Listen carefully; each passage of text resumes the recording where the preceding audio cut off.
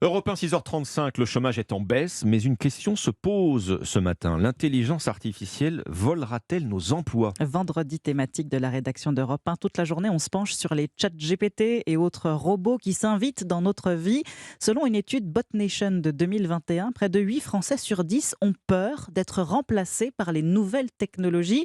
Cela dit, Margot Faudéré, pas de panique. Les entreprises auront toujours besoin d'hommes.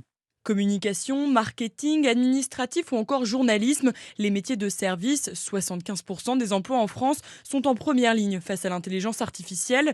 Des tâches de rédaction où les entreprises devront arbitrer entre coût et efficacité, note Aymeric Le Breton, chercheur en psychologie et auteur de Robo Révolution. Un être humain va mettre à peu près 1 heure pour rédiger un article pour un site internet. L'intelligence artificielle va mettre quelques secondes. Forcément, si vous avez un robot qui peut faire cette même tâche à des coûts dérisoires, vous allez avoir tendance à recourir aux robots. Alors certes, certains emplois disparaîtront, mais il faudra toujours des hommes pour superviser les algorithmes. Avant, les ouvriers, c'est eux qui fabriquaient en quelque sorte les objets. Puis après, en fait, ils ont été remplacés par des robots, ils sont devenus des conducteurs de machines. Il est en train de se passer la même chose dans le secteur des services. Par exemple, un journaliste, il travaillera avec une intelligence artificielle qui va écrire son article. Et c'est lui qui va donner les bonnes consignes pour qu'elle écrive le bon article. Mais la révolution de l'intelligence artificielle prendra du temps. Aujourd'hui, les entreprises cherchent avant tout à recruter des hommes face à la pénurie de main-d'œuvre.